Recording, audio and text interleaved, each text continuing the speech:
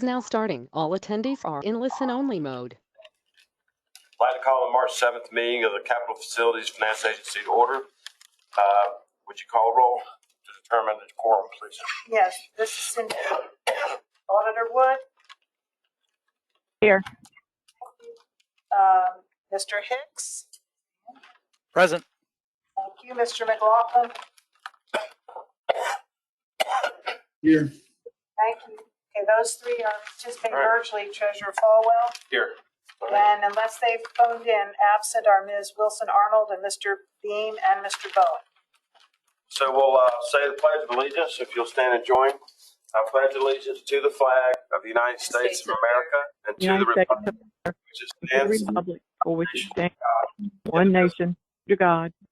Liberty and justice for all. Justice for all. I salute the flag of North Carolina and pledge to the old North State love, loyalty, and faith. With that, members, we have a conflict statement. You have the agenda. Does anybody have a conflict or an appearance of conflict regarding matters that are before us? If not, you mentioned the appointment of David. My glasses on. Valva. D'Alva Wilson Arnold to the agency board. Thank you for your service to our agency. I'll ask for a motion to approve the meeting minutes of November 1st. So moved. Second, State Auditor Beth Wood. Motion second being heard. Any further discussion? Hearing none, the clerk will call the roll. Consider the yes and the motion and the second to be yes Mr. votes. Hicks. Okay, Mr. McLaughlin Yes. and Treasurer Falwell. Aye.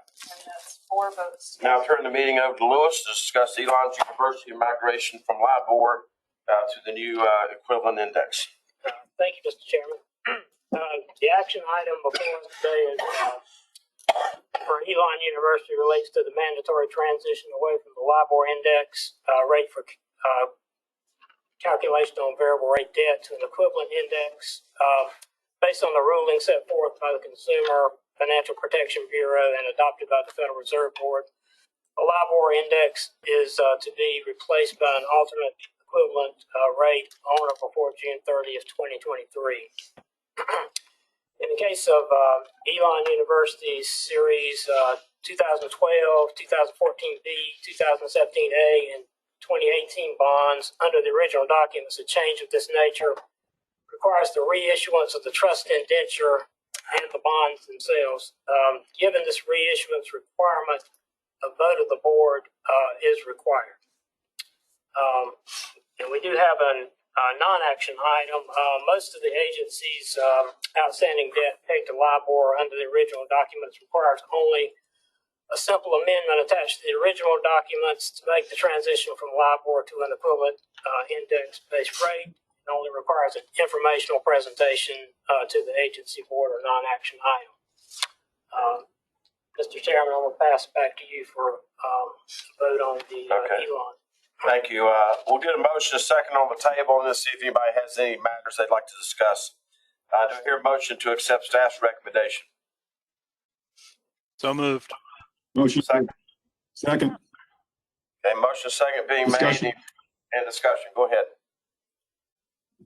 Yes, Mr. Treasurer. So, Lewis, the original rate that was assigned to these loans, was it a fixed rate or a variable rate? Variable rate pegged to LIBOR plus so many basis points. It's spelled out on the agenda there what the original rate formula was. Right. So, and of course, the rates have gone up quite a bit since this the Series 2012 issue was offered.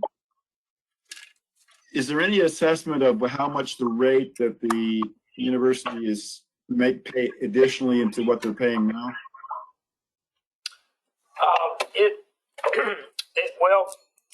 It's good. It has gone up. It's going to be pegged to an equivalent rate on the date of close. Yes, they have gone up. That's true.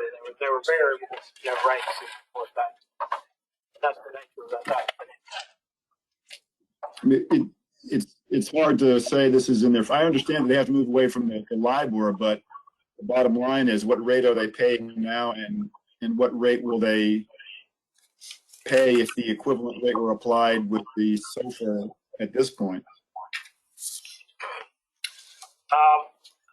I don't know what the rate is today. Of course, it is higher. It will be on the date of close. It'll be equivalent. They'll calculate the old rate and they'll create an equivalent rate based on SOFR.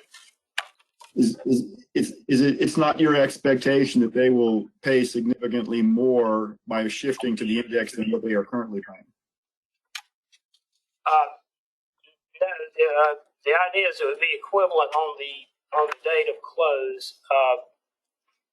They calculate under the old rate and they formulate the new rate based on the rate on that day.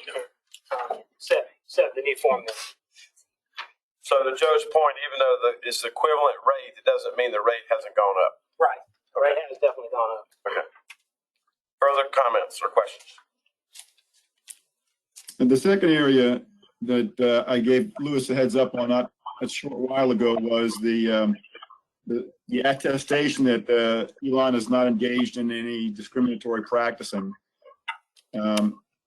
I did find a link to a website that discussed Elon University's efforts in critical race training. And it wasn't their website, but it was an organization that alleges that Elon University is one of their clients. And looking into the sketch of the programs that they are implementing or alleged to have implemented at Elon University, it sure looks like a compelled speech kind of program. I don't know if you were able to get any feedback from Elon, Mr. Lewis or Lewis. Well, they did say that was a third-party site, and they couldn't comment on it in this short period. They again comment later if you desire. Would it satisfy you, Joe, that when we have a little more time, we can respond to this concern, and also if it's going to be an ongoing concern, that we try to anticipate this so we can have an answer for you as you need to answer? Yes, Mr. Treasurer. I mean, one of the sticking points of our review criteria is that they do not discriminate. Our General Assembly just 2 weeks ago, I'm sorry, the UNC Board of Governors just 2 weeks ago passed a rule system-wide that compelled speech will not be permitted in our flagship university system. And I would expect that should have some bearing on how this board approaches other institutions and what they may be doing in that realm. That's a good point, and it's what the UNC system did and how transportable, how quickly that's going to affect the private universities is something we also need to get an answer to. And I apologize for the late notice to Lewis, but I will do my homework earlier on our next meeting. But if it was a very quick Google search of CRT and Elon University, and that popped up, it sure looks like that there is an extended critical race training program at Elon. And given that, I have to square it with our duty to make sure that there's not discrimination in the institutions that we're supporting. Thank you. Good. All right, thank you. Any further discussion or debate? All right, hearing none, the clerk will call the roll. If I heard correctly, the motion was Mr. Hicks, second Mr. McLaughlin. Is that right? Auditor Wood? Aye. Thank you. And Treasurer? Aye. Thank you all very much. And Auditor Wood, thank you. I know you probably got 4 phones on hold waiting for us to do this. Thank you for allowing us to make a quorum. Absolutely. Given no other business coming before us, I'd ask to entertain a motion to adjourn. So moved, Auditor Wood. Okay. Second. Aye. Okay. Motion and second being made. Any further discussion? Hearing none, the clerk will call the roll. Is it unanimous? Just call. Mr. McLaughlin, Mr. Hicks, and Treasurer. Yes.